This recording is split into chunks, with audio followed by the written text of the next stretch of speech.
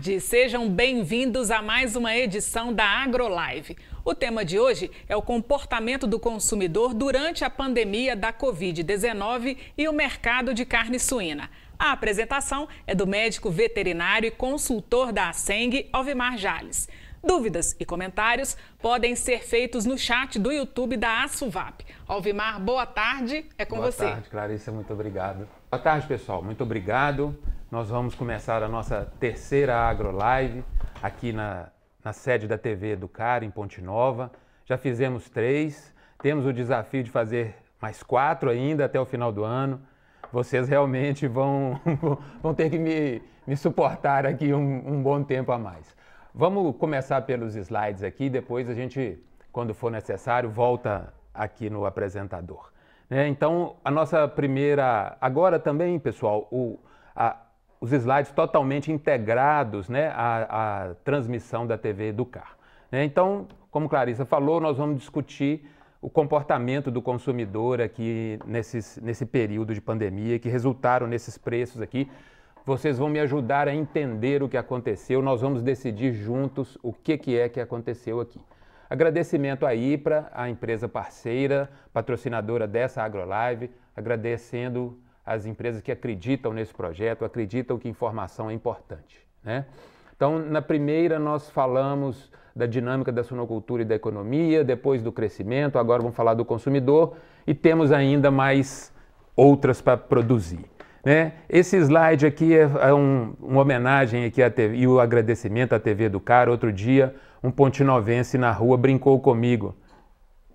Alvimar, seu programa vai ser todo mês, Então, as pessoas estão achando que eu estou aqui fazendo um programa na TV Educar, isso me deixa feliz. É sinal que a gente também tem audiência local e eu tenho falado muito para a audiência da suinocultura e eu quero agradecer e convidar a audiência local também para participar conosco. Talvez esse tema seja até vai ser até de melhor entendimento para o público da TV Educar também. Acho que vão aproveitar junto conosco.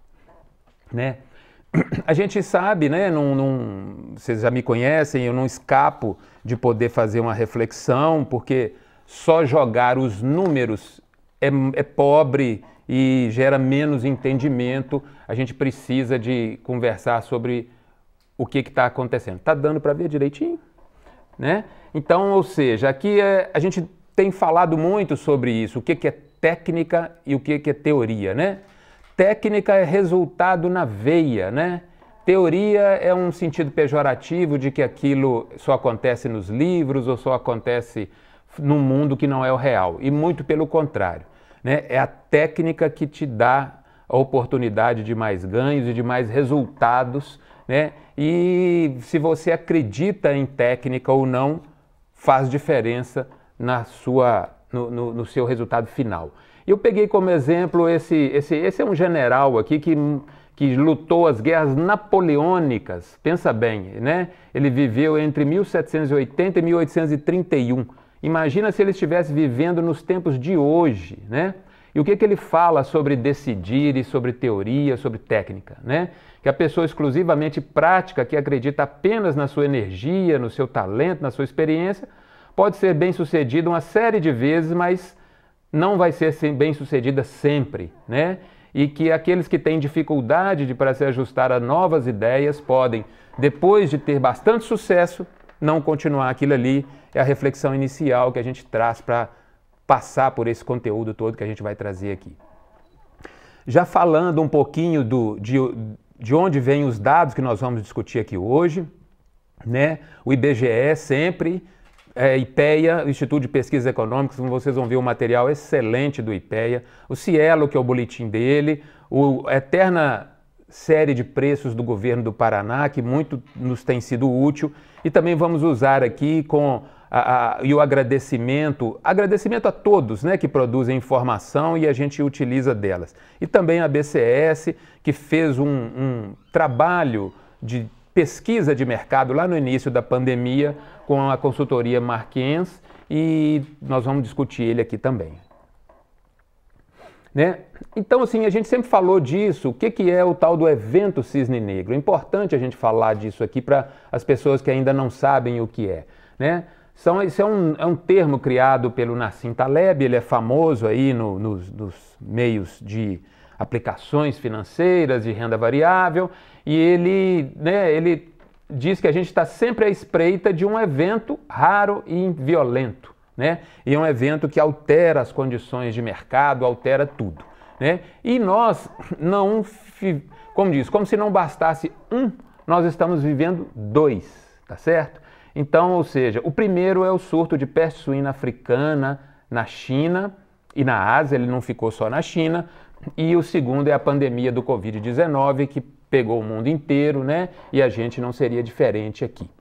Então, o que eu quero convidar vocês aqui, né? Eu preciso de vocês para a gente tentar decidir aqui, e eu também estou provocando essa reflexão. Olha só, o que nós estamos fazendo? O que é a proposta? Opa, voltei para seguir. A proposta é olhar exclusivamente dentro do mercado interno, tá certo? E nós vamos passar por aspectos de comportamento do consumidor e de renda da população para poder decidir qual desses eventos é o que teve mais impacto na formação de preço das carnes de modo geral e mais especificamente ainda da carne suína, né? Então, assim, é o preço elevado da carne de boi, é a relação da carne suína com frango, é porque o consumo foi para dentro de casa, é porque as vendas foram percentualmente muito fortes para dentro do supermercado, é o dinheiro circulante do auxílio emergencial do governo federal ou é a difusão, a distribuição desse dinheiro, né? E também a gente tem aqui as relações aqui entre as carnes. Então essa que é a trajetória que nós vamos falar dela aqui. Vou pegar essa frasezinha do Henrique Breda aqui, que é a última reflexão, e a gente avança para os números, né? Ele é uma pessoa que mexe com fundo de investimento financeiro, e eu, lendo ele essa semana, ele falou uma coisa que me chamou a atenção aqui, eu queria compartilhar com vocês, né? Que ele entende como função dele não é só fazer as aplicações de dinheiro lá, né? Então ele fala que além da profissão de gestor, ele é um provocador. A ideia é fazer as pessoas pensarem além do óbvio, porque ele acredita que para fazer bons investimentos, as pessoas precisam de entender uma série de coisas antes. E isso é a pura verdade, né, pessoal? Vamos pegar um pouquinho, volta para mim o vídeo aqui. Vamos pegar um pouquinho a história das aplicações e do rendimento financeiro, né, do mercado financeiro no Brasil. Há meia dúzia de anos atrás, nós tínhamos aí uma Selic, vamos resumir aí, 14%, não estou com compromisso com a precisão do ano e da data, não. Uma inflação de 9%, talvez, a gente tinha 7% de juro real ao ano. Coisa mais fácil que tem para quem tinha reserva é aplicar e deixar no banco. E qual que é a realidade hoje, né? Nós temos uma Selic de 2 e pouco, tá? E uma inflação beirando isso aí também. Nós temos, de verdade, um juro real 0, né? Então, se as pessoas não entenderem o que está por trás dos movimentos da economia, se ela não conseguir decidir o que fazer com as reservas financeiras que eles têm, elas vão desaparecer. É muito simples. Pode voltar no slide, né? Então é isso que o Henrique Breda está falando aqui, né? As coisas, existem panos de fundo, né? E se a gente for para a suinocultura, é a mesma coisa. Alguém é capaz de me avisar agora, de me afirmar que os preços da safra de milho serão sempre menores como eram há 10 anos atrás, né? Então, ou seja, o que a gente, né, eu acabo assumindo para mim, não tem, né, estou me inspirando na frase do Henrique, que meu papel também é estimular as pessoas a fazer uma reflexão sobre o próprio negócio, né? Eu acho que tem muitos conceitos importantes antes de fazer preço toda semana, que quando a gente os entende, a gente funciona bem melhor, né?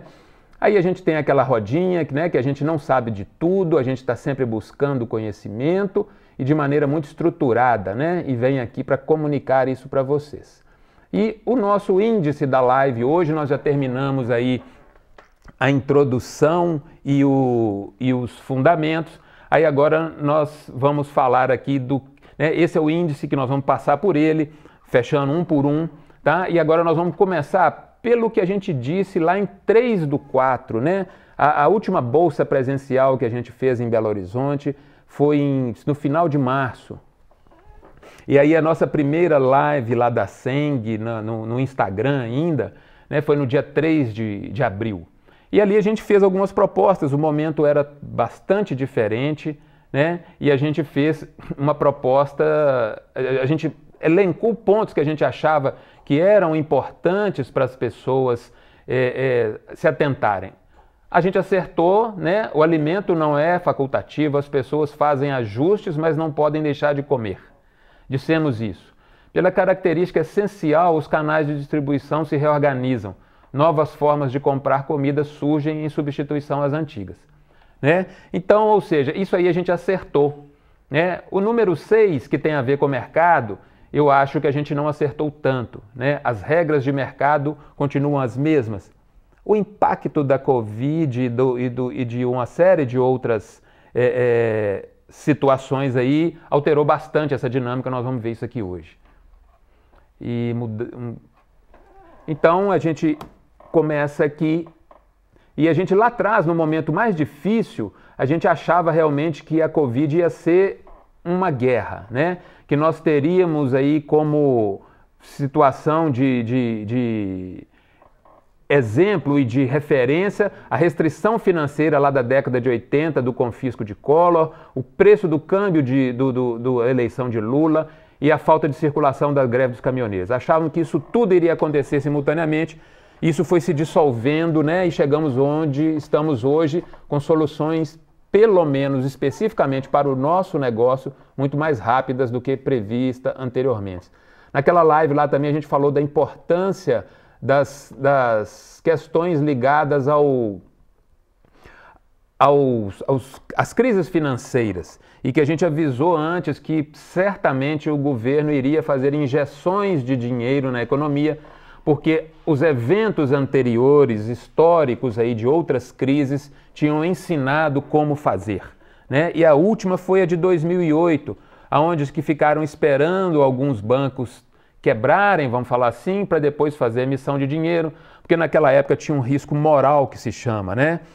A crise era fruto da ganância dos bancos, né? A palavra é exatamente essa, isso aí são termos que são usados no mercado financeiro, então não era justo que governos salvassem bancos.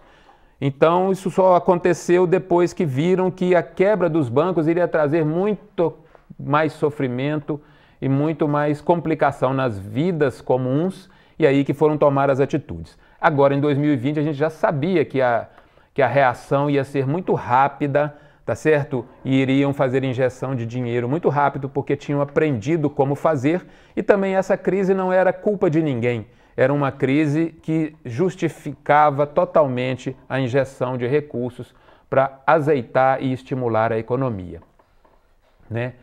Então, a gente né, nessa parte do nosso índice aqui, da antecipação do que era o que poderia vir a ser a pandemia, a gente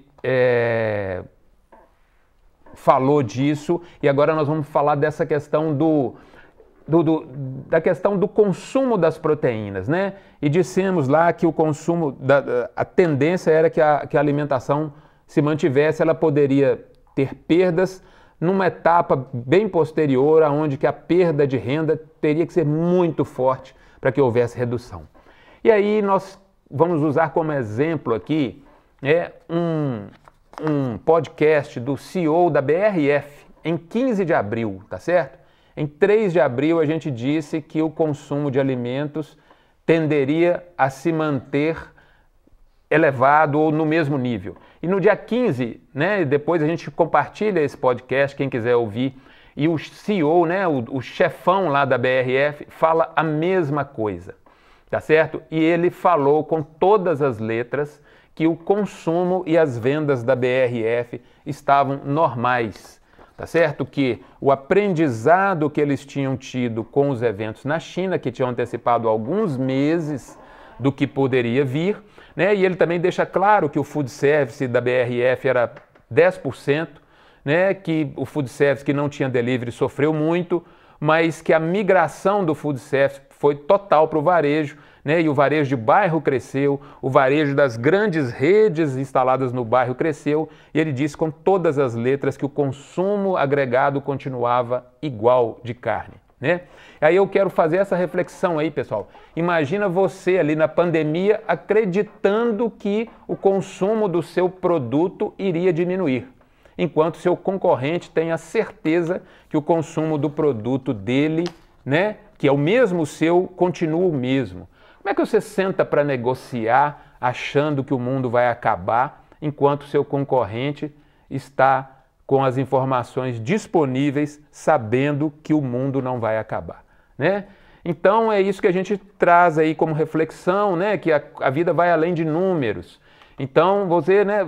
Quer você queira ou não, quer você saiba ou não, as suas regras internas decidem o que você escolhe fazer, né? E quando você tem conceitos que estão não tão bem estruturados, certamente você escolhe pior, né?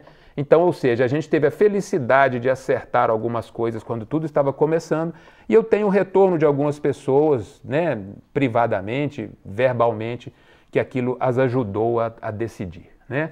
Vamos ver o que aconteceu com o varejo no Brasil aí, depois que a pandemia entrou em curso, né? E o melhor disso é o boletim do Cielo, né? Vamos passar bem rapidamente, eu já fiz no título os resumos, né? E o varejo caiu, tá? O varejo total caiu.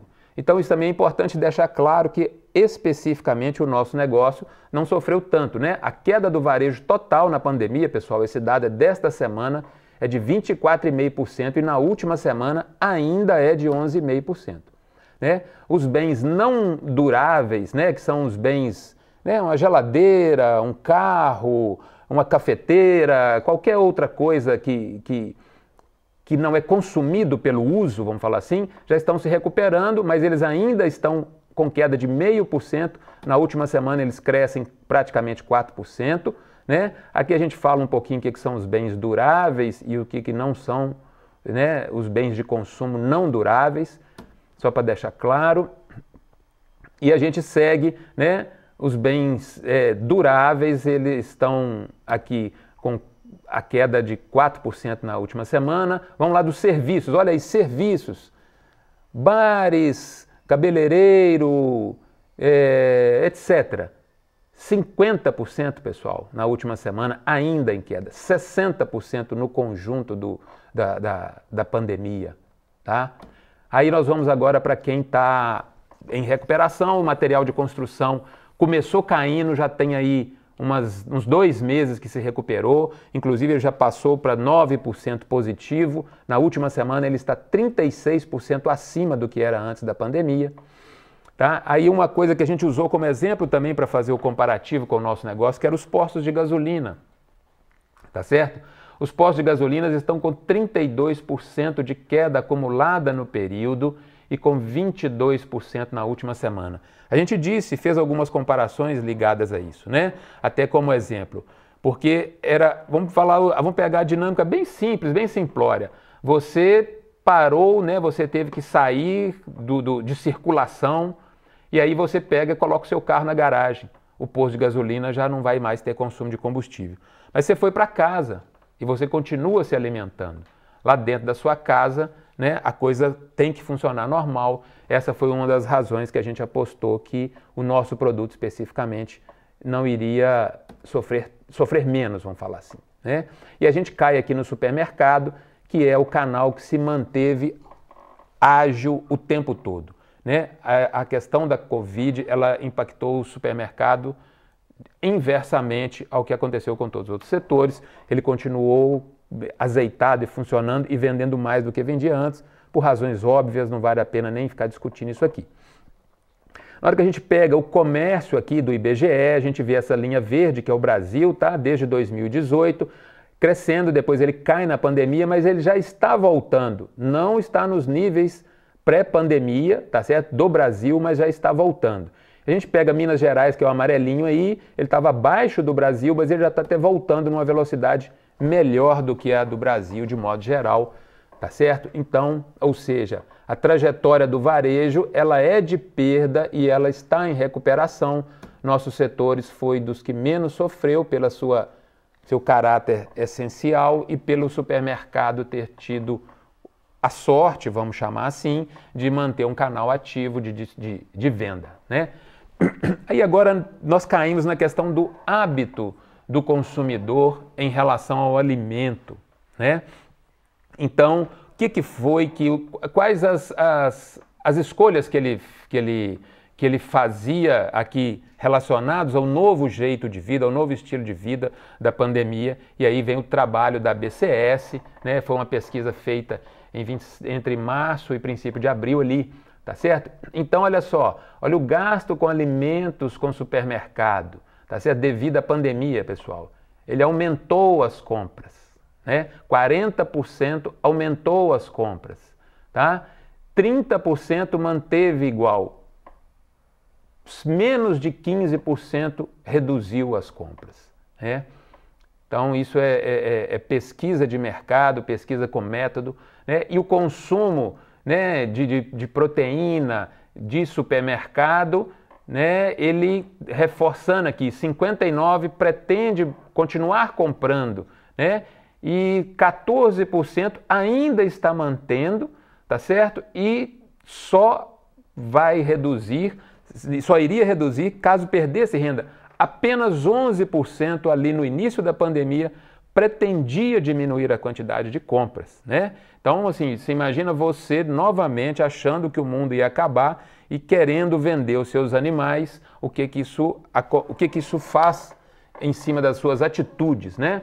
De novo, na pesquisa da BCS, o consumo, né? Olha, a esquerda, fora do círculo, a maioria absoluta iria continuar mantendo o seu consumo normal, enquanto uma pequena percentual aqui pretendia diminuir, tá certo? Então, o resumo desse trabalho da BCS é isso, né? O consumo foi para o supermercado, foi para dentro de casa, mas tudo indicava que ele não iria ter redução, como eu disse, salvo quedas absurdas de renda aí, né? Uma coisa importante que também tem a ver com as escolhas, que aí nós vamos chegar lá no comparativo com as outras carnes, que tem a ver com o preço da carne suína. Isso também era uma coisa que o trabalho da BCS identificou como importante, né? Que a primeira escolha do consumidor é o preço, depois seguido da facilidade de preparo, né? A gente tem alguns aqui slides que não vamos esticar muito, que, né, questão de nutrição, questão de... Aqui o trabalho foi completo, mas a mensagem principal é que o consumo iria ficar dentro dos mesmos padrões, né? Então, ou seja, os hábitos do consumidor em relação ao alimento não nos desfavoreciam. E aí eu volto de novo naquela reflexão, né? Então, vamos dizer assim, um trabalho desse, um estudo desse, é teoria ou é técnica, né? E aí eu volto de novo na reflexão. Quando você senta para vender seu suíno, dominado da sensação de que seu produto está perdendo o mercado, você tende a fazer vendas melhores ou piores, né? Então é daí a importância da gente estar abastecido de boas informações e boa técnica para poder agir. Agora nós vamos aqui para a etapa da flutuação do emprego e renda aí, né? E depois do auxílio emergencial aqui dentro, para a gente chegar lá nas conclusões. E aí nós pegamos o IBGE, e o IBGE, extremamente bem estruturado nas informações deles aí, né? Apesar da notícia da semana de que estão querendo adiar o censo, né, para 2022, quem entende de dados e de informação e de ciência sabe o quanto isso é importante e vê com pesar esse tipo de escolha, né? Mas a gente está aqui mostrando como o IBGE é importante para todo mundo, para o Brasil inteiro, inclusive para nós, né? Então, ele tem detalhado aqui a questão do emprego e a questão dos auxílios, pessoal. Elas não têm nenhuma relação com o emprego, tá certo? Isso é fora. Então, isso está claro na metodologia dele, do IBGE, e ele tem uma grade, né, definição aqui de quem procura emprego, quem já desistiu de procurar emprego. Nós vamos falar um pouquinho disso para poder aprofundar e entender essa questão do detalhe aqui. Deixa eu mostrar para vocês aqui, deixa eu testar esse recurso aqui. Ver se eu não estou conseguindo. Deixa eu testar um recurso novo aqui do ponteiro, caneta, marcar para vocês aqui, se eu vou saber. Ó, estou sabendo, ó. Marquei aqui, tá certo? Então, aqui, o que é isso, pessoal? É a taxa de desemprego, né? Calculada pelo IBGE desde 2012. Então, a gente fez um comparativo aqui, a partir do momento que ela subiu ali, depois de 2015, nós já falamos disso aqui. E aí a gente vê o que é essa aqui, ó, esses pontos aqui.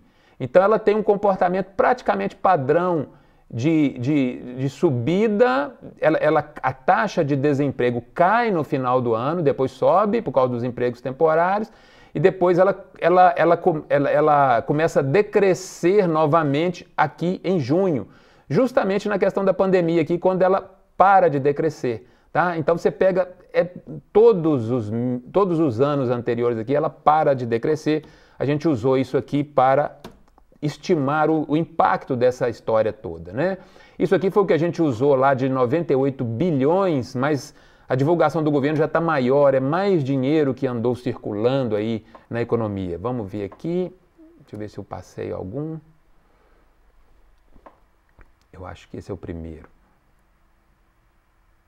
Então vamos voltar aqui. Então, olhando esses dados do IBGE aqui, para a gente poder entender o que está acontecendo com o mercado e com a renda de modo geral, né? Então, dentro daquela trajetória dos gráficos, a gente vê aqui, ó, né, que em abril, maio e junho, tá, essa taxa de desemprego, né, de desocupação, ela estava em 12%. E falando daquilo que a gente mostrou ali no primeiro gráfico, dessa alteração da trajetória, hoje ela está em 13,3%, esse dado é de junho. Então nós temos uma diferença que nós estamos colocando na conta da pandemia de um desemprego de mais 1,3%, né? Dentro do desemprego, você tem aquelas pessoas que desistiram de procurar emprego, tá certo? Que também cresceu 1,2%, tá? E aí, o inverso do desemprego, tá? Que é feito pelas pessoas que estão procurando trabalho, porque quem não procura trabalho não aparece na estatística. O inverso do desemprego é a taxa de ocupados, e ela inclui os empregadores, tá certo? Ela inclui os empregados, né, que já era previsível, os trabalhadores domésticos, os trabalhadores autônomos. Então, ou seja, considerando a mesma situação ali do gráfico anterior, teve um acréscimo de 6,7%, tá? E o rendimento médio, isso aqui, rendimento médio dos trabalhos, o rendimento habitual, é aquilo que a pessoa esperava receber. E vamos aqui olhar o que é que eles realmente receberam. Esquece auxílio, tá, pessoal? Isso é exclusivamente trabalho, porque isso permite a gente entender parte do impacto disso aí sobre o trabalho. Ele caiu, o rendimento médio de um ano para o outro caiu 11%. E o rendimento de todos os trabalhos no Brasil, né, estimado no ano passado, nessa mesma data, estava 213 bilhões, veio para 188, ou seja, menos 24 bilhões de reais por causa do evento aí da Covid-19. É isso que faltou no mercado em trabalho, tá? E aí vamos agora ver um pouquinho, entender o tamanho do PIB, né? Então nós falamos, depois tem um quadro que a gente resume isso, tá, pessoal? Então a gente pegou 6 meses para fazer uma média e entender o tamanho do dinheiro que circula pelo Brasil, para poder entender o tamanho do problema, né? Então nós temos um PIB aí mensal de 615 bilhões, tá? Dentro do consumo das famílias, pessoal, todo mês, né, que é 65% do PIB, são 400 bilhões de reais que todas as famílias do Brasil consomem todos os meses. O comércio exclusivamente fatura 71 bilhões, tá? Só de trabalho faltaram 25, né? Então é um terço do comércio faltou, um terço do comércio inteiro do Brasil desapareceu em salários dos trabalhadores, né? E a nossa agropecuária, né, pessoal? Aquilo que a gente falou, agropecuária é diferente de agronegócio. Agronegócio a gente põe também as empresas do adubo, os laticínios, os frigoríficos, e inclusive esses aí são indústrias, né? A agropecuária, exclusivamente, que é diferente do agronegócio, é o milho, é a soja, é o boi, é o frango, né? Então, o tamanho mensal da agropecuária, pessoal, é de 30 bilhões no Brasil. Faltaram 25 bilhões de salário, tá?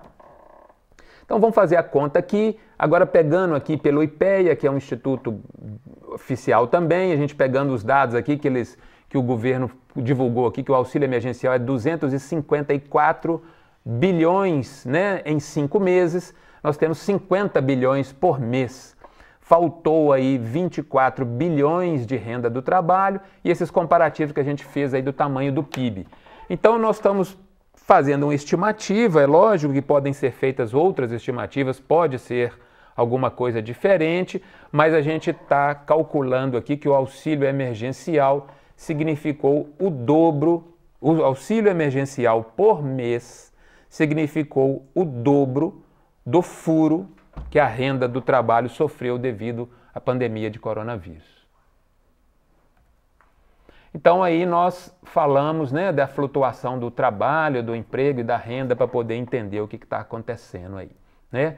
Agora nós vamos dar uma olhadinha no padrão do auxílio emergencial para ver o que ele fez aqui, como que ele pode ter impactado a economia. Aí eu quero valorizar, viu, pessoal? Volta a câmera aqui para mim de novo, a gente sai um pouquinho do slide e relaxar um pouquinho, né, pessoal? Aqui todos nós aqui. Então, olha só, a gente tem aqui o IPEA, né, que é o Instituto de Pesquisas Econômicas Aplicada, é uma instituição do governo federal que faz pesquisas de economia sobre vários setores. E são 2 trabalhos, se alguém quiser eu compartilho com ele, né, eu deixo com as meninas aqui para distribuir, extremamente bem feitos, né, e eu vou trazer algumas telas da dinâmica do auxílio emergencial, né, e aí eu vou compartilhar com vocês de como é interessante quando a gente tem boas fontes de informação, fontes que nos ajudam a pensar e a, principalmente, agir, né? E é muito legal, e a gente também sempre tem, né? É natural que a gente tenha um certo preconceito com a coisa pública, né? Eu estou falando aqui não é de política não, viu, pessoal? É de trabalho, de economia. Mas a gente tem grandes pessoas, técnicos, trabalhadores que produzem coisas que são essenciais para a gente entender o que está acontecendo. Eu vou mostrar para vocês aqui, né? Nós vamos voltar para ele. Agora imagina se a gente não tivesse condições de entender o que está acontecendo, se cada um ficasse por sua conta e risco, imaginando lá do seu canto. É a barbárie, né, pessoal? Né? Então, o mundo real ele precisa de coisas muito mais objetivas, muito mais concretas do que esse excesso de ruído que a gente vê por aí hoje.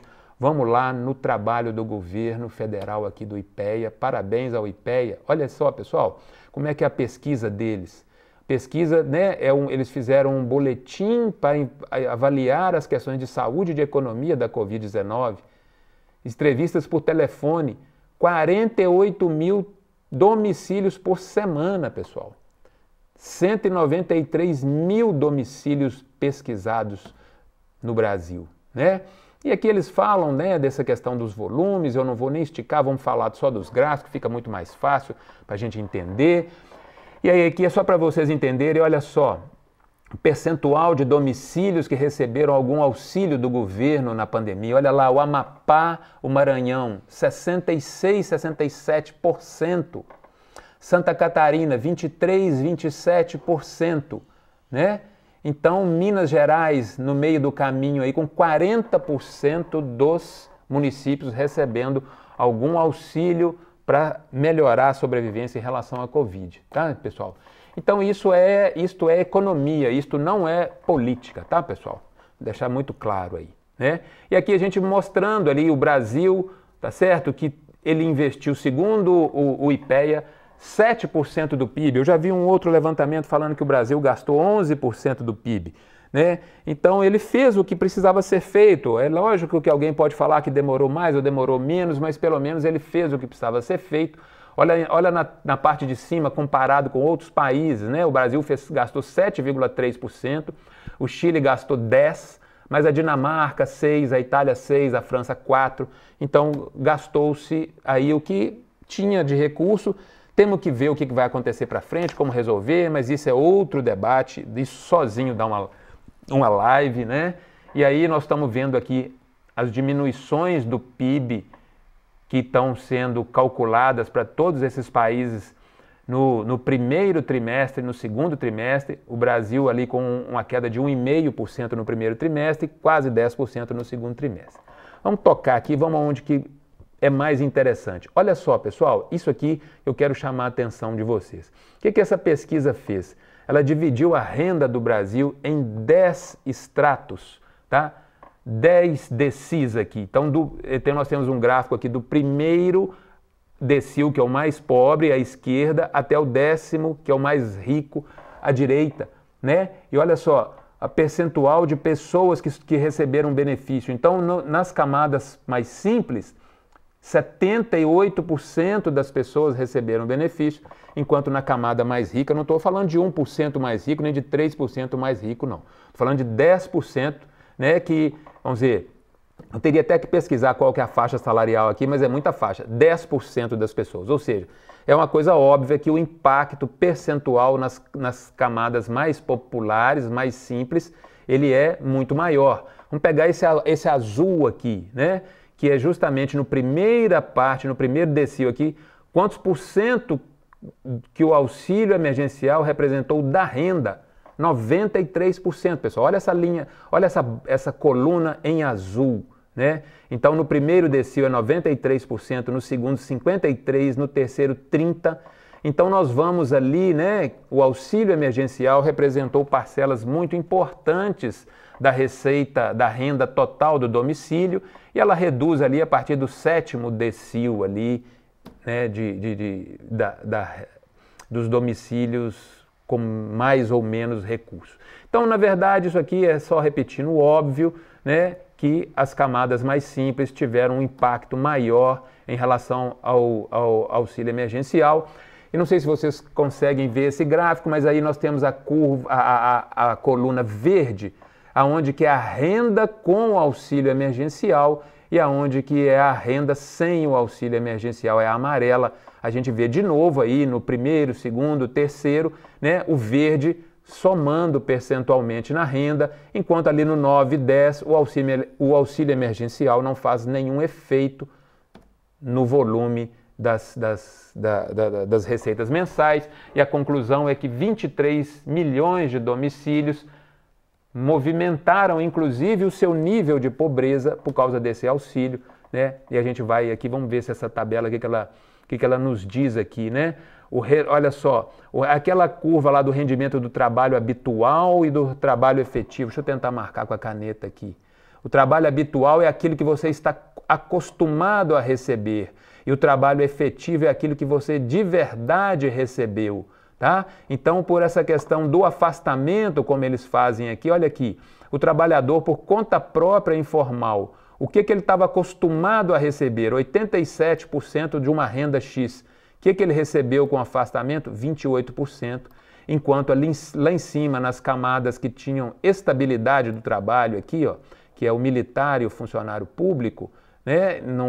Isso não é um problema, viu, pessoas? É só um relato, né? O trabalho deles tem mais estabilidade, eles estavam acostumados, eles receberam, né, percentuais elevados do que eles já recebiam mesmo, tá?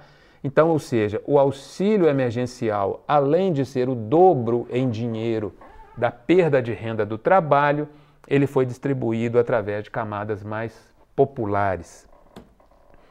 E aí a gente cai agora, nós vamos comparar as carnes e ver o que elas podem nos ajudar a entender, né? Então nós já estamos aqui caminhando para os 20% finais da live aí, e eu queria saber de vocês como é que estão aquelas reflexões que eu pedi lá no princípio. O que vocês acham que foi mais importante para elevar o preço a 7,80, né? São os preços elevados da carne bovina, é o preço da carne suína em relação ao frango, é o consumo dentro de casa, é o crescimento lá pelo supermercado, É o dinheiro que o auxílio emergencial colocou na economia ou é a distribuição, né? Estão chegando ao final aí, vocês me ajudarem a decidir, ajudarem a refletir e também aproveitarem a live, né? Então vamos cair aqui agora nos gráficos. Volta aqui para mim um pouquinho de novo, porque eu apareci pouquíssimo nessa live hoje, né, gente? Fiquei só nos gráficos aqui, né? Os nossos telespectadores, não conversei com os nossos queridos telespectadores, né? Então aqui agora nós vamos entrar nos gráficos e, inclusive, Rodrigo, vou fazer de modo bem devagar para que eles sejam didáticos, sem aquela pressa habitual, né? E aí nós vamos voltar aqui para o primeiro gráfico, eu quero mostrar para vocês, né, um detalhezinho de gráfico aqui. Tá vendo quando a gente coloca, pessoal, o gráfico tudo no mesmo eixo, né, no eixo Y à esquerda aí a gente colocamos todas as carnes no varejo, né? Hoje nós não vamos falar nada de produtor, vamos falar só de varejo, tá? E aí, por que eu gosto de colocar gráficos em dois eixos, que é o próximo? Olha como a comparação fica muito mais facilitada. Este primeiro gráfico, bem devagarinho, didático, à esquerda, nós temos todos os preços do frango, lombo, pernil, acém e filé, né? E aí eles num eixo só. Quando a gente pega lá, por exemplo, o filé e muda de eixo e abaixa, olha como é que a comparação já fica muito melhor, né? E aí a gente mistura até o filé, tá? Que é de outro patamar, olha só, olha, vamos pensar no filé com acém, tá? É a linha verde e a linha vermelha, eu acho que meu tempo dá para fazer isso. Então imagina você comparar o filé ali flutuando em torno de 54, 55 reais, com o acém flutuando ali na casa de 26 a 100, 26 reais.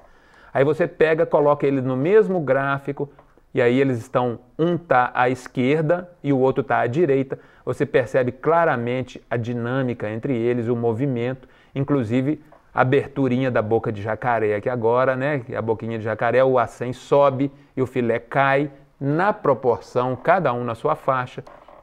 E são essas relações que determinam também as escolhas lá no varejo. Mas vamos melhorar ainda mais o gráfico. Agora vamos comparar aí, tá? O varejo aí. Por que eu estou trazendo isso aqui? Né? Vamos dar uma olhadinha, pessoal. Vamos marcar, ver se a caneta marca aqui. Olha no final de 2020 aqui. Opa! Final de 2019, início de 2020.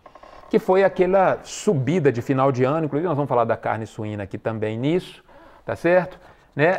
Ali naquele final de ano, de todos os preços caros, como o varejo tentou fazer a sua subida de preço. E como, gente, olha só aqui, o verdinho do filé, tá?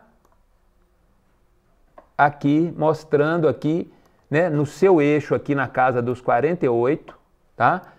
Que ele não subiu o preço agora. O acém, que é um corte popular, está tentando subir o preço. É isso que nos diz a pesquisa. E aí, a gente, né, nós não aqui, quem está junto, já conversamos disso há muito tempo, mas tem gente que continua achando que o varejo não abaixa preço, né? E continua achando um jeito de reclamar da vida para transferir a culpa para o varejo quando o preço cai. Esse tipo de pauta, né, pessoal, não cabe mais nas nossas discussões de preço aqui em Minas Gerais, não. Né? Então, estou mostrando para vocês o que nós estamos vendo através dessa deliciosa pesquisa da Secretaria de Agricultura e Abastecimento do Paraná, que nos presenteia com isso, né? E a gente acha que o funcionário público não trabalha, né? Então, isso, imagina se a gente não tem isso aqui, né? A gente ia continuar achando as coisas aqui, né? E aí a gente vai agora comparando a questão do preço da carne suína. Olha aqui, que legal, de novo, olha aqui, pessoal. Eu ainda não estou bom com essa caneta, não, mas vou ficar, tá, gente? Né? Então aqui de novo o pessoal tentando, né, o varejo tentando subir o preço no final do ano sem conseguir.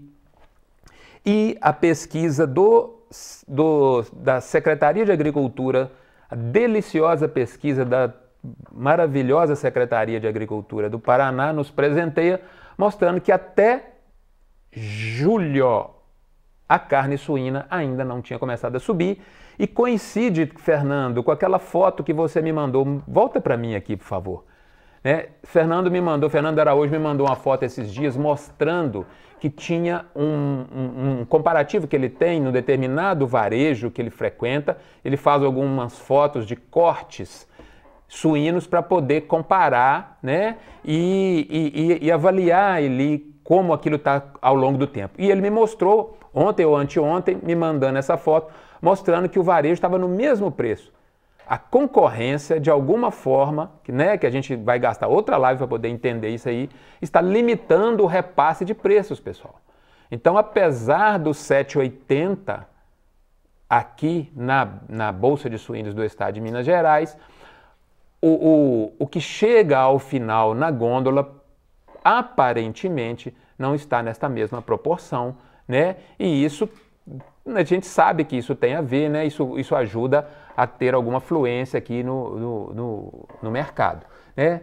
Então, deixa eu ver se, voltar aqui, podemos voltar para os slides? Deixa eu ver se, não, lá no final eu falo dele, mas beleza. Então aqui de novo agora a gente saiu desse slide, né, dos preços da carne suína, cai nos preços da carne de frango aqui, e aí depois a gente entra aqui para a relação entre elas, a relação em relação ao acém, em relação ao acém bovino, tá? Né? Então como estão as outras carnes? Vamos pensar aqui, o lombo, como é que está o lombo? O lombo é este azul aqui. Então, ou seja, o lombo está só caindo em relação ao acém. Vamos pensar o pernil aqui, que é esse cinza. Também está caindo em relação ao acém, né? Então, ou seja, lá no varejo, a carne suína está ficando mais competitiva, tá? Em relação ao acém, que é o corte popular do boi. Vamos ver em relação ao frango. Em relação ao frango resfriado no mesmo varejo. Vamos ver como é que está o lombo aqui, que é esse azul aqui. Tá? O lombo na proporção, né? Vamos ver aqui, o lombo aqui é 270% maior do que o frango. E agora ele veio para 240, ou seja, ele está competitivo em relação ao frango também. Olha o pernil, a mesma coisa. Olha o pernil aqui, ó, caindo também. Então o pernil de 174 está aqui na casa de 150% do frango, ou seja, as carnes, né, como referência de carne suína, que estão ficando mais baratas em relação ao frango, que é um corte popular, em relação ao acém, que também é um corte mais popular lá no varejo, né, como referência do Paraná aqui para nós aqui. E aí agora a gente cai aqui nesse gráfico emprestado do Tiago, do CPEA, que participou conosco aí num bate-papo da Aseng, né? Não vou falar de atacado, só mostrando de novo, tá? A preço do boi no atacado, que é aqui em cima, a carcaça bovina no atacado. Depois esse amarelo aqui é o frango resfriado e o suíno, olha lá, o suíno caiu demais lá, mais caiu na pandemia, para depois voltar a subir aqui. Né? Não vamos falar nada de atacado, porque o que interessa a nós aqui é o varejo. Eu só vou aproveitar a oportunidade para reforçar esse conceito que a gente acha muito importante na formação de preço, que a margem de lucro, a oferta e a procura, a concorrência, as expectativas, tudo é completamente diferente em cada elo da cadeia.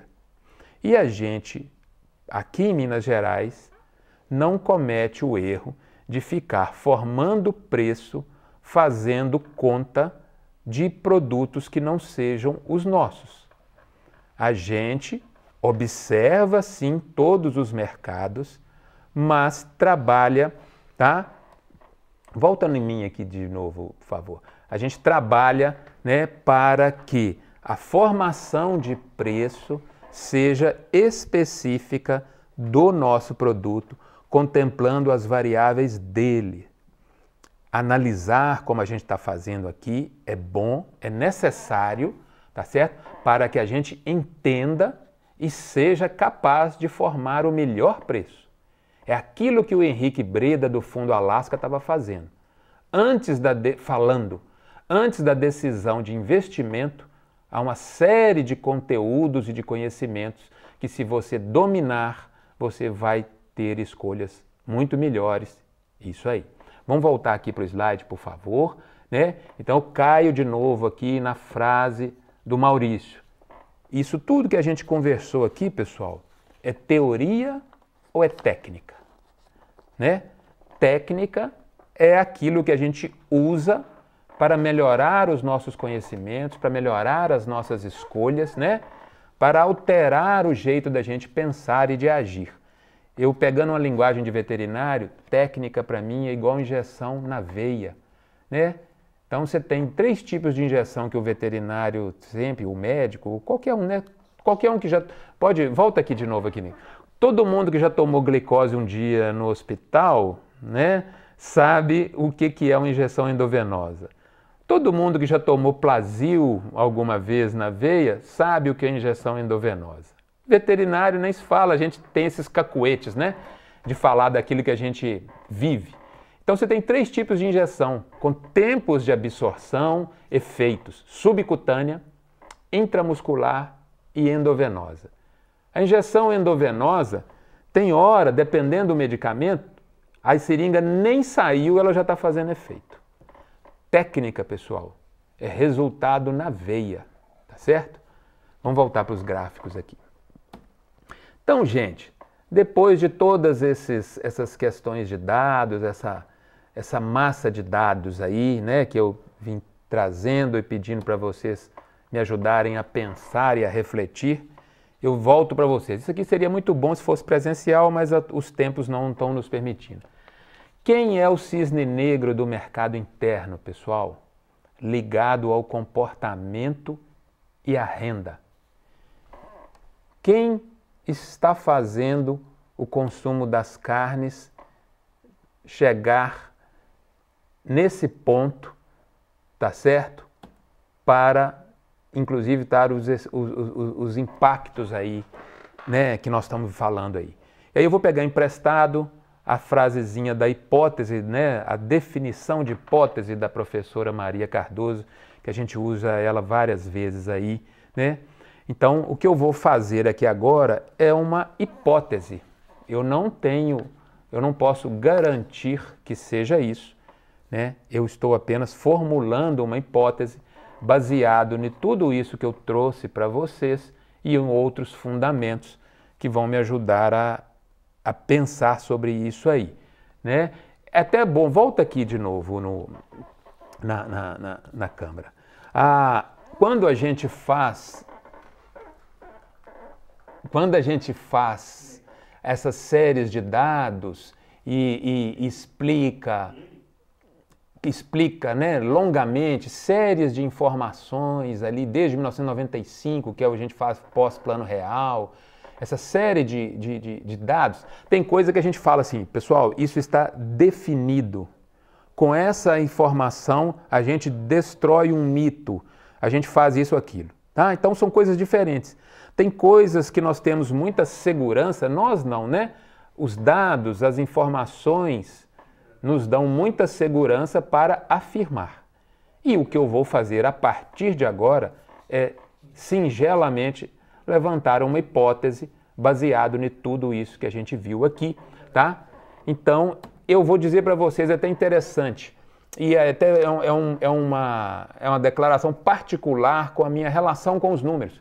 Inclusive, é claro que quando eu comecei a fazer esse estudo e essa pesquisa para fazer esta live para vocês, né, eu tinha uma ideia do que era quem era o cisne negro de dentro do mercado interno. Porque é claro que o consumo chinês está lá fora e ele é indissociável da realidade interna. Só nós não vamos misturar eles aqui para efeito de debate e de discussão, né? Então, ou seja, quem que é o responsável? E aí eu vou pegar a hipótese e formular, deixa eu ver onde que eu estou aqui. Vamos voltar agora para o gráfico, tá? E aí eu vou usar mais uma vez, né, a questão do Tiago, tá?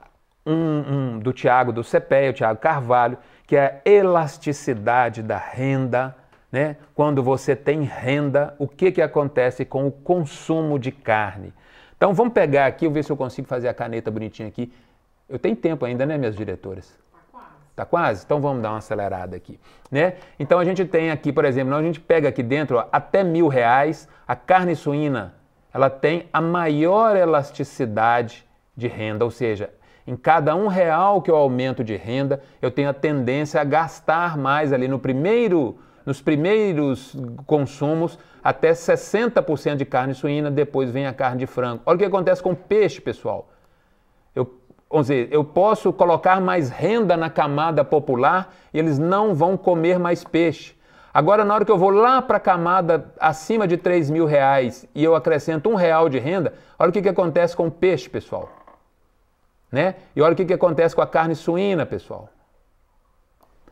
Então, ou seja, tá? Eu tenho, por pesquisas de dados, informações do CPEA, uma tendência ao consumo da carne suína muito mais elevado quando eu aumento a renda na base da pirâmide. Tá? Então vamos voltar aqui, né? Vamos passar por isso aqui. Então vou fechando aqui, minhas diretoras estão me informando que eu já estou aproximando o tempo final e a gente defendeu isso numa outra apresentação. A gente tem sim o nosso bairrismo legítimo aí do agro, né? De defender o agro, isso é necessário. O agro é uma coisa maravilhosa que nós temos aqui. Mas a gente precisa se lembrar de que o desenvolvimento de todos os aspectos da economia é que vão dar o resultado final aí, né, de um melhor desenvolvimento para as outras camadas da população e que retornam para o nosso negócio, especificamente a produção de carne suína, né? E aqui a gente está pegando aí do professor Paulo Gala, tá certo? Que não tem nenhum país que se desenvolva com PIB da indústria de transformação menor que 20%, né? E o nosso é 9%. A gente pega a trajetória de desenvolvimento da China e o PIB per capita, o que aconteceu em relação ao Brasil. A gente cai aqui na Austrália, olha o PIB per capita do Brasil, que é esse laranjinho, o PIB per capita da Austrália, o que acontece? E a gente cai lá no final na nação mais desenvolvida do mundo, a nação mais bem-sucedida do mundo. Ela é uma potência industrial e ela é uma potência no agronegócio, ela é uma potência na agropecuária, né? Então nós estamos chegando ao final, né? Eu acredito, pessoal, tá? Da minha singela, né, misturando todas essas camadas de conhecimento aqui. Eu tenho mais 2 minutos? Eu tenho? Tem. Ah, então tá ótimo. Tô tranquilo, né? Então, assim, juntando aqui, pessoal, inspirado nesse rapaz aqui, Luiz Fernando Roxo, né, quanto mais camadas de conhecimento, mais a gente tem condições de florescer lá na frente, de frutificar. E eu fiquei procurando como é que eu ia ilustrar essa imagem, essa mensagem que ele quer transmitir aqui. Achei essas camadas de terra com uma planta em cima e suas raízes e dando suas flores, dando seus frutos aí. Quanto mais camadas de conhecimento a gente puder alcançar para fazer as nossas escolhas, as nossas decisões, eu acho que mais sabedoria a gente vai ter para conduzir aí, né, os nossos negócios mesmo. Então, é o que o Henrique falou lá. Essa é a minha conclusão. Pessoal, né, é uma pena que não tem o debate, mas eu acredito, tá certo, que o cisne negro de verdade aqui na pandemia foi realmente, tá certo, a relação, a distribuição da renda por camadas mais populares que favoreceu o consumo da carne suína de modo muito significativo. E o elo com o futuro, eu vou fechar mais 1 minuto, tá certo? O elo com o futuro é aquilo que eu gostaria que vocês se lembrassem do dia de hoje, ao se depararem com os desafios que vocês terão na vida e no dia a dia, né? Nós temos o elo do futuro das outras reuniões, o dessa que eu gostaria é esse. A correta utilização da tecnologia é garantia de resultados melhores, seja dentro da granja ou fora dela. A mesma lógica que você usa para melhorar a produtividade da sua suinocultura funciona para melhorar as escolhas de análise e de gestão. Esteja aberto para ouvir e alterar ideias e conceitos já estabelecidos. E é de sempre que eu não falho nunca, né? olhe para o ambiente interno do seu negócio, cuide da tecnologia, da produtividade, dos seus balanços e do seu caixa. E completando aqui agora e das suas próprias ideias sobre ele, chegamos no último slide, fechando aqui, né? O maior economista do século passado disse que a verdadeira dificuldade não é aceitar o novo, é escapar dos conceitos e preconceitos antigos. Estou em dia, Lúcio? Você está olhando para mim aqui, está ansioso? Não, né? Vem cá aqui. Eu estou chegando ao final do tempo aqui, pessoal. Está todo mundo ansioso aqui comigo aqui, né? Todo mundo em volta já. Todo mundo em volta ansioso aqui, mas eu estou tranquilo, tá certo? E nós estamos conduzindo aqui a reunião, né?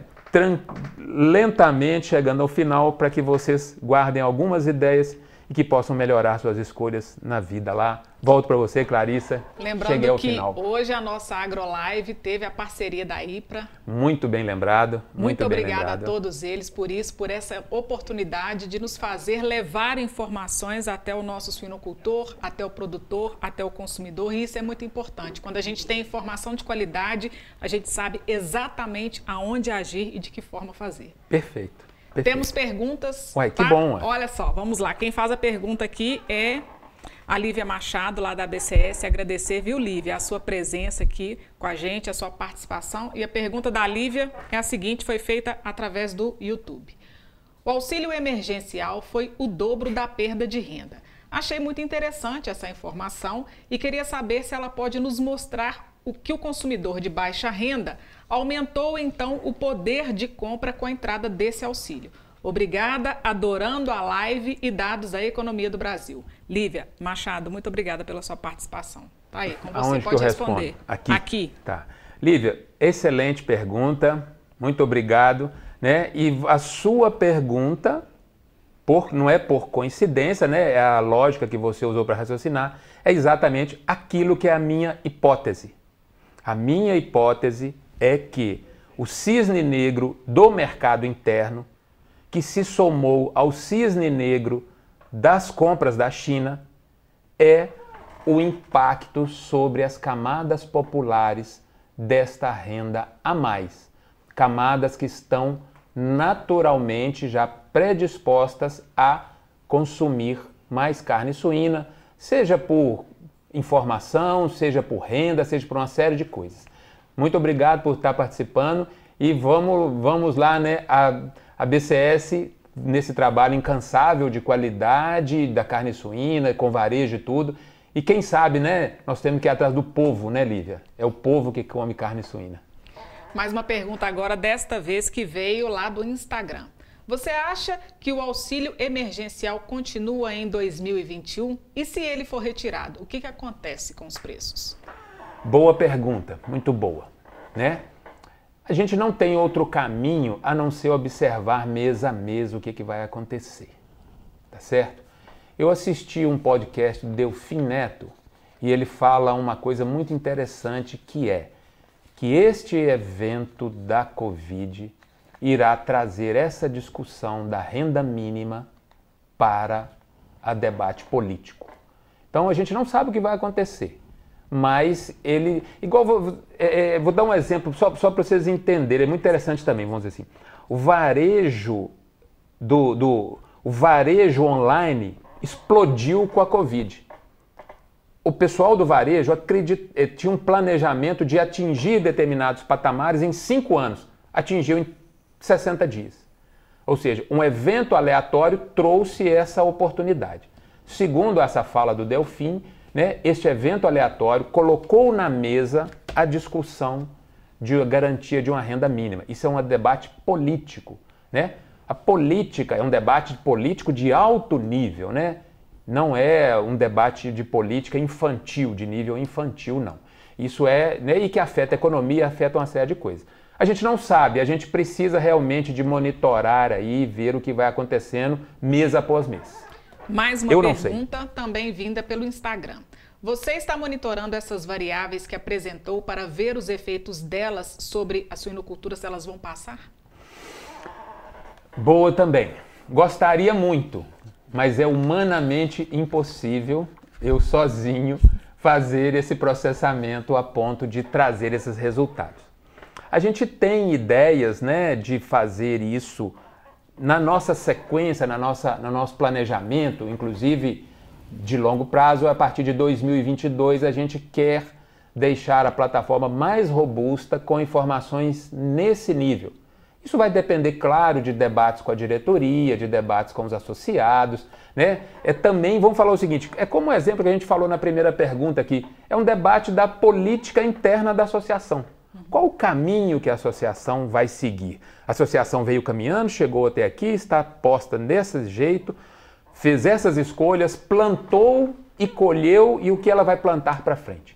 Então eu acho realmente que o caminho é a gente aumentar. Isso é uma frase bacana que explica isso, quando a gente consegue colocar isso, tudo que eu trouxe aqui, que eu pesquisei, na enxada para trazer, né? A gente consegue fazer isso em computador, não para discutir preço de semana, definitivamente, mas para justamente entender isso, o que podemos esperar ali daqui a 6 meses com esse e esse cenário. E se a gente colocar isso em computador, a gente consegue diminuir o espaço de ficar buscando as informações, né? Então você coloca tudo, você diminui a distância entre você, associação, você, associado, e a informação que pode te ajudar. Mais uma pergunta, Alvimar. Você calculou os efeitos desse dinheiro circulante a mais para a suinocultura? É uma pergunta muito parecida com a anterior, é boa pergunta também, não calculei, tá certo? E é justamente esse tipo de informação que a gente pode estimar sim. Volto a dizer, não para fazer preço por semana, mas para entender quais os caminhos nós podemos trilhar, né? A gente consegue sim, Clarissa, se a associação, a diretoria, os associados entenderem que esse tipo de conteúdo é algo que vale a pena investir, né? Eu acho que é uma coisa boa. Eu acho que é uma coisa boa. Agora uma pergunta que chegou pela TV Educar. Oh, que bom. Um de seus slides mostrava o rombo nas contas do governo. Essa conta não vai voltar para o brasileiro lá na frente? Boa também, né? O que nós temos aí, né? Vamos falar aí de do meu ponto de vista, né? Vários podem ter pontos de vista diferentes a respeito disso aí. Na verdade, o que precisava ser feito, isso que foi feito, tinha que ser feito. Não fazê-lo era muito pior. 2008 já ensinou o que acontece quando não se fazem intervenções adequadas numa economia em crise. O preço para a sociedade é muito maior, tá certo?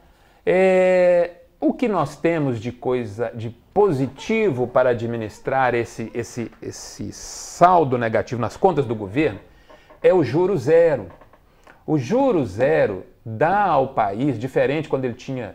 Juro zero que eu falo é Selic 2%, inflação 2%.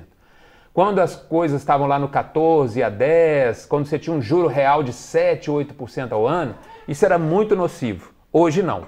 Agora, infelizmente, e aí, Clarissa, assim, eu falo, isso não é culpa só do governo, nós como sociedade, tá certo? Ainda achamos que o dinheiro do governo é igual grama, né? Que não tem origem, nem tem fim, que nasce só de bater o sol e a chuva. Não é assim, né? Então, assim, nós temos a oportunidade de o juro zero permitir uma administração melhor desse rombo que está sendo feito por necessidade. Mas a história de gestão de finanças públicas do nosso país sugere muita atenção para o que vai ser feito. Porque se for realmente não for bem feito, volta para todo mundo sim. Volta para todo mundo sim. Respondendo objetivamente a pergunta. Alvimar, nosso tempo acabou. Mais uma vez, muito obrigada pela presença. Queremos agradecer também à IPRA por mais essa oportunidade de conseguirmos levar informação ao produtor, principalmente ao consumidor. Obrigada pela presença. Obrigado, Clarissa. Obrigado toda a equipe aqui que nos ajudou. Muito obrigado à IPRA, né? E até a próxima. Eu acho que nós temos mais 4 ainda, viu, pessoal? Né? Até lá. Ainda tem muita água para passar debaixo dessa ponte. E por sinal, né, quem quiser aí sugerir algum tema, achar que a gente pode desenvolver alguma coisa aí, né? Nós estamos totalmente abertos, né? Totalmente transparentes aqui para tentar desenvolver o que vocês acharem importantes, né? Grande abraço aí ao público da TV Educar, um grande abraço ao público da Suinocultura e até mês que vem. A AgroLive de hoje contou com a parceria da empresa IPRA, empresa mais parceira da Asuvap. O próximo programa será no dia 25 de setembro, a partir das 2 da tarde. A todos que participaram, nosso muito obrigado e até o mês que vem.